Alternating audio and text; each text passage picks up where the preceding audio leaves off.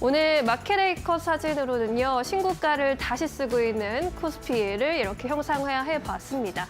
그야말로 파죽지세의 모습을 보여주고 있는 코스피 지수. 지난 금요일에 이제 연초 거래를 맞아서 사상 최고치를 경신하더니 오늘도 다시 한번 사상 최고치를 경신하면서 4,440선을 사상 처음으로 돌파해주는 모습입니다. 반도체 투탑이 시장을 강하게 견인해주고 있는 가운데 정유주의 흐름도 양호하게 흘러가면서 시장 상승에 보탬이 되어주고 있는 모습입니다. 지난 주말 사이에 이슈가 또 있었죠. 미군이 베네수엘라 수도를 공습하고 대통령 부부를 체포했다라는 소식이 전해졌습니다.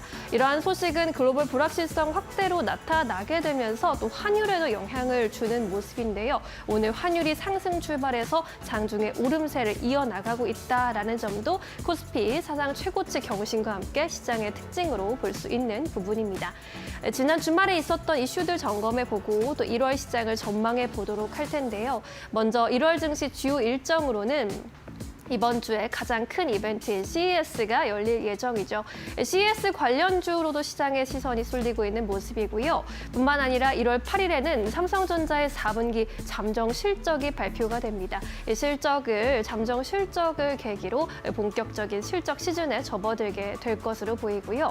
1월 12일부터 15일까지는 JP모건 헬스케어 컨퍼런스가 열린다라는 점, 그리고 미국에서부터 또 금융주 실적을 발표를 필두로 전반적인 실적 시즌에 접어든다라는 점이 체크해 만한 포인트입니다.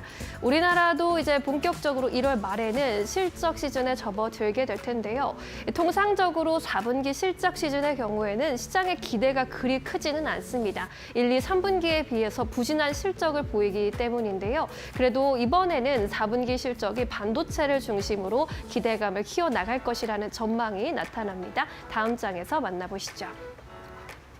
네, 투자 포인트로 4분기 실적에 대한 기대감이 1월 증시로 대응 전략으로 꼽히고 있는 상황입니다. 12월에 수출도 호조세를 보였기 때문에 미국 AI주 그리고 4분기 실적 시즌까지 국내 증시에 훈풍으로 작용할 것이란 예상이 나타나고 있고요. 키움증권에서도 이러한 투자 모멘텀, 실적 모멘텀을 바탕으로 월중 고점을 높여가는 주가 흐름을 시현할 것으로 예상하기도 했습니다. 코어 업종으로는 반도체가 꼽히고 있는 상황이고요. 특히나 4분기 실적 서프라이즈에 더해서 미국의 AI 업종이 월말 KPX가 확대될 것이란 기대감이 나타나고 있습니다.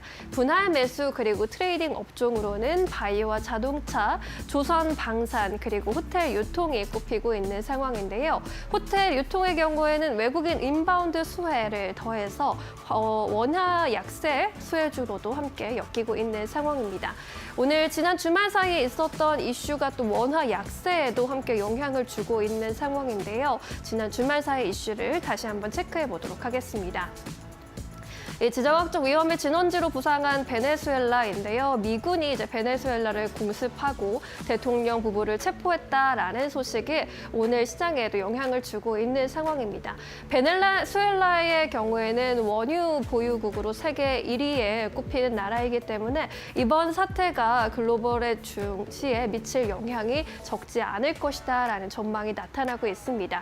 실제로 베네수엘라의 지정학적 리스크 지수 그리고 국제 유가는 이렇게 상반된 흐름을 보이면서 서로 엇갈린 흐름 나타내는 상황이기 때문에 앞으로 국제 유가의 흐름에도 영향을 줄 수밖에 없을 것으로 보입니다. 이제 시장이 기대하고 있는 또 주시하고 있는 핵심 축은 이러한 사태가 단기적인 노이즈에 그칠 것인가 아니면 중장기적으로 구조적인 변화를 가져올 것인가일 텐데요. 그 부분을 알기 위해서는 과거에 미국이 주도했던 비슷한 사례와의 비교가 도움이 될 것 같습니다. 지난 1989년의 파나마 침공 같은 경우에는 국가 원수를 미국이 사법적으로 체포했다라는 점에서 핵심 타겟이 비슷하고요. 마약 밀매 그리고 자국민 보호 등의 명분이 있다라는 점에서 굉장히 사례가 비슷합니다. 그래도 이 핵심 타겟뿐만 아니라 경제적 배경의 부분에서 봤을 때 핵심 원유를 생산하는 산유국이라는 점에서 이라크 전쟁과 결이 더 비슷하다라는 분석이 나타나고 있습니다.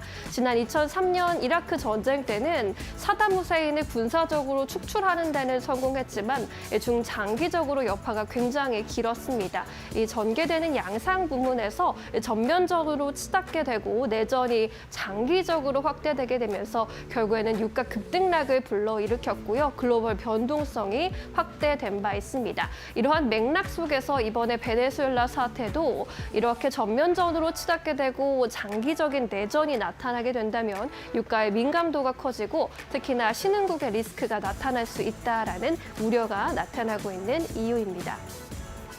이렇게 된다면 베네수엘라 사태를 앞으로 봤을 때 글로벌 에너지 시장의 양날의 검이라고 볼 수 있을 텐데요.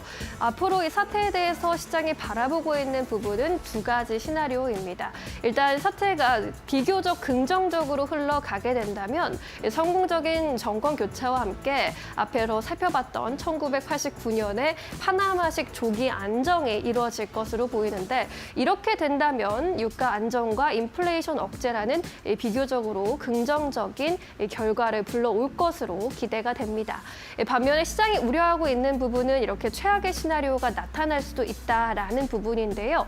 지루한 내전으로 전개가 돼서 이라크식 장기 혼란으로 이어지게 된다면 결국에는 에너지 공급망이 불안해지고 신흥국의 금융 불안이 나타날 수 있다라는 우려도 있기 때문에 현 시점에서 리스크 관리를 해야 한다라는 조언도 나타나고 있는 상황입니다.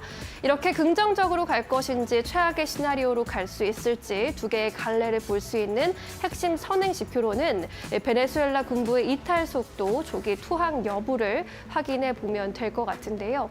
이에 따라 향후로는 또 관전 포인트 두 가지를 증권가에서 잡고 있습니다. 단기적으로 인접급의 금융시장의 변동성, 그리고 유가의 일시적인 등락에 유의해야 한다라는 점, 그리고 장기적으로는 베네수엘라 원유의 시장 복귀 속도가 글로벌 에너지 가격의 향방을 가를 수 있는 핵심 변수가 될 수 있다라는 점을 관전 포인트로 삼아 보시면 좋을 것 같습니다.